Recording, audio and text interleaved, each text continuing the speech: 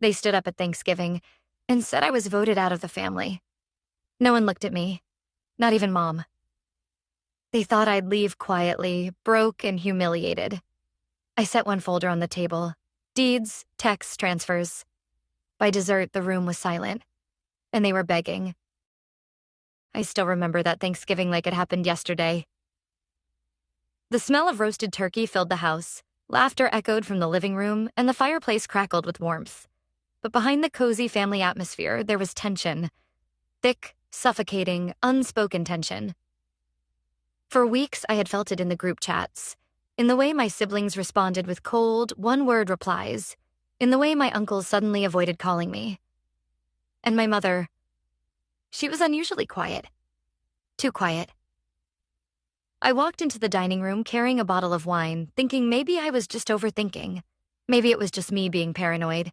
But the moment I set the bottle down on the long oak table, I saw the looks, the glances exchanged, the silent messages passed between my aunts, uncles, cousins, even my own brother. It felt like I wasn't family anymore. "Hey," I said, forcing a smile. "Happy Thanksgiving, everyone." No one responded right away. My cousin Daniel cleared his throat and muttered, "Yeah, happy Thanksgiving." My aunt kept cutting the pie like I wasn't even in the room. My brother sat there with his arms crossed, not even looking at me. Something was wrong. I sat down, trying to ignore the knot in my stomach. But after only a few minutes of small talk, my Uncle Richard stood up, cleared his throat, and said words that would change everything.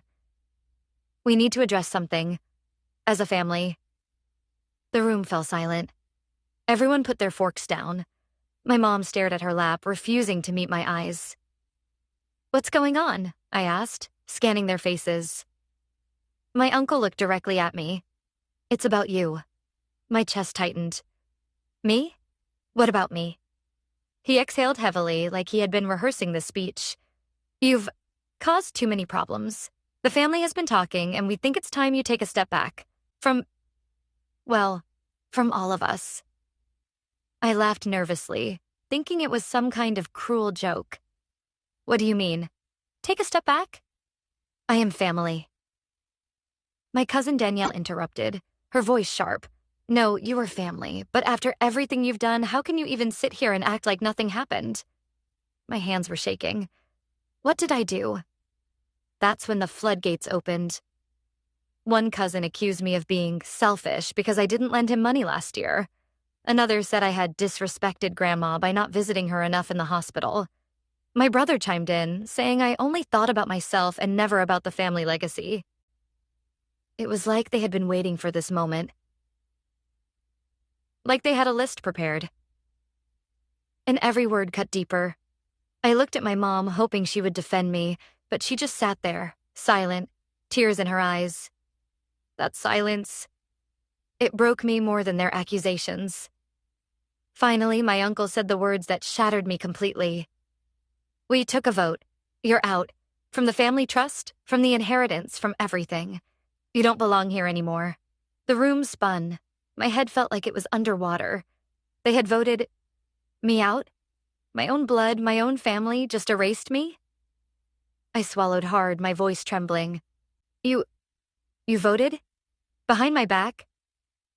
"Yes," my brother said coldly. "Unanimous." And then I realized this wasn't just an ambush. This was planned, premeditated. They had been waiting for this Thanksgiving dinner to cut me out like a tumor. But little did they know. I had come prepared. For months, I had sensed that something was brewing. The way my name was whispered when I left the room. The way I was excluded from family meetings. The way my uncle suddenly changed the locks on Grandma's old house without telling me. So I started digging. I pulled bank statements. I checked property records. I spoke with Grandma's lawyer. And what I found was explosive. Hidden transactions, secret withdrawals, manipulated trust documents. My family, the ones accusing me of being selfish, were the ones draining Grandma's estate behind everyone's back. At first, I didn't want to believe it, but the evidence piled up. Page after page of signatures, dates, transfers, and the more I uncovered, the angrier I became. So I organized everything into one folder. A simple black folder with tabs, records, copies. I didn't know when I'd use it, but I knew I would need it someday. And now, that day had come. I sat there, my hands trembling, the entire table staring at me like I was a criminal. My throat was dry, but inside I felt something shift. They thought they had cornered me, but I had the ace. "You're voting me out?" I whispered. "Yes," my uncle said firmly. "It's unanimous. You're done." The entire family nodded in cold agreement. I looked around the table one last time, at my brother, my cousins, my mother, and then I reached into my bag. Slowly, deliberately. And I pulled out the black folder. The room froze. "What's that?" Danielle asked, frowning. I placed it on the table right next to the turkey. The sound of the folder hitting the wood was louder than any of their voices. "This," I said, my voice steady now, "is the truth. And once I open it, every single one of you is going to wish you never tried to erase me." My uncle shifted uncomfortably. My brother's jaw clenched. "What are you talking about?" my cousin asked nervously.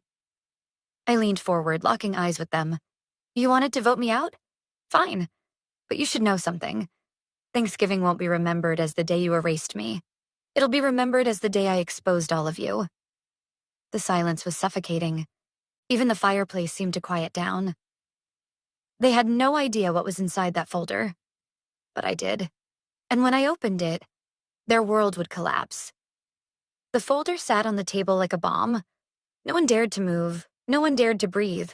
For the first time all evening, I wasn't the one on trial. They were.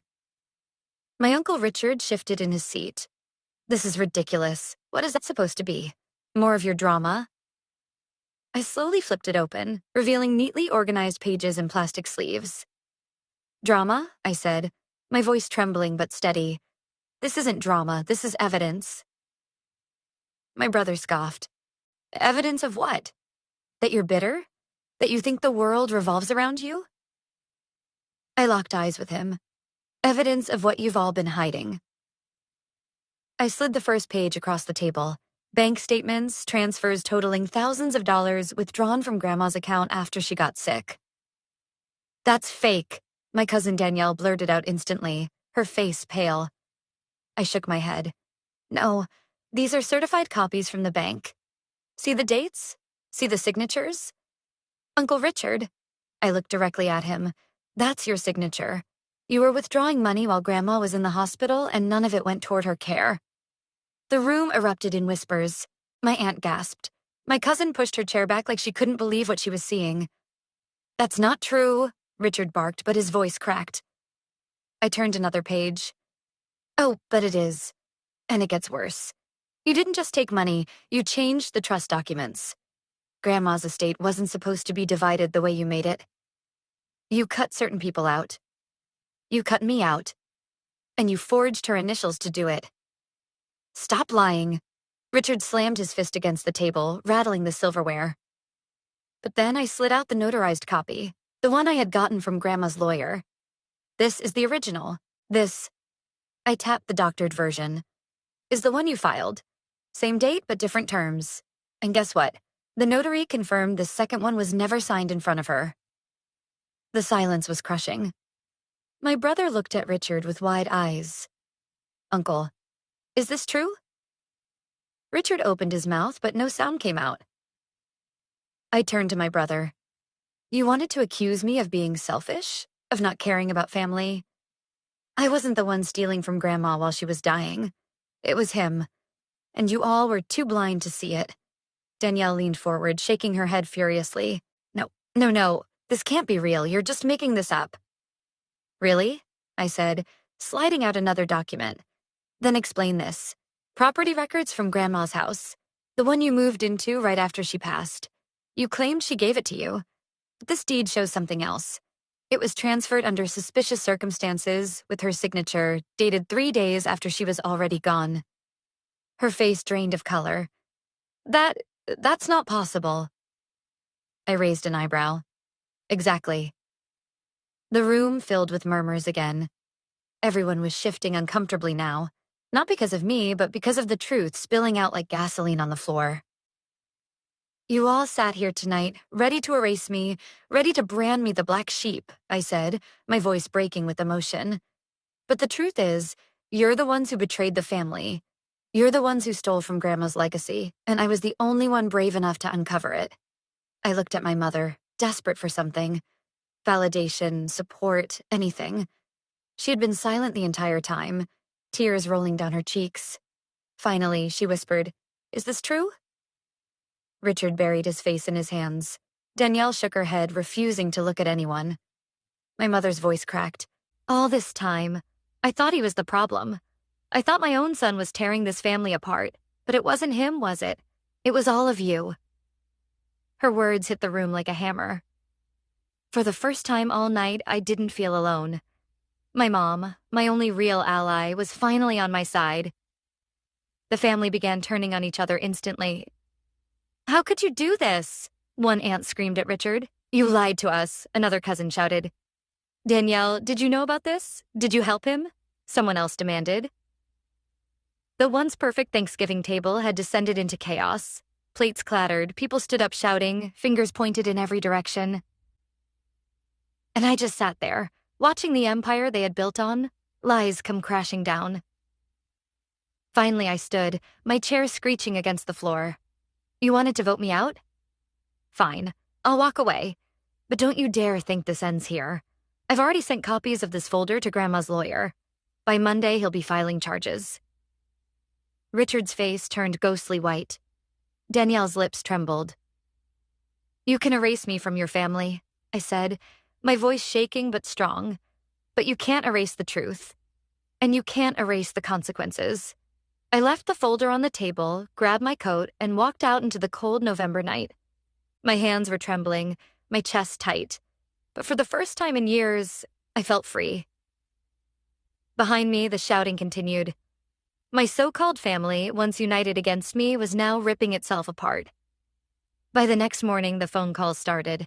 My aunts begging me to talk, my cousins asking me to be reasonable. Even my brother left voicemails saying he didn't know about Richard's scheme. But I didn't answer. Not yet. Because for once, they needed me more than I needed them. Weeks later, Grandma's lawyer confirmed everything. The trust documents had been tampered with. The withdrawals were unauthorized. The property transfer was void. Richard and Danielle faced legal consequences. The estate was restored and my rightful share reinstated. But it wasn't about the money anymore. It wasn't even about the house or the inheritance. It was about the truth, about the fact that they tried to erase me, to cast me out, to make me the villain, when in reality, I was the only one who stayed loyal to Grandma's legacy. Thanksgiving will never be the same. My family may never look at me the same way again, but I'll always remember that night as the moment I stopped being their scapegoat and became the one who exposed everything. Because sometimes, one folder is all it takes to bring the truth crashing down.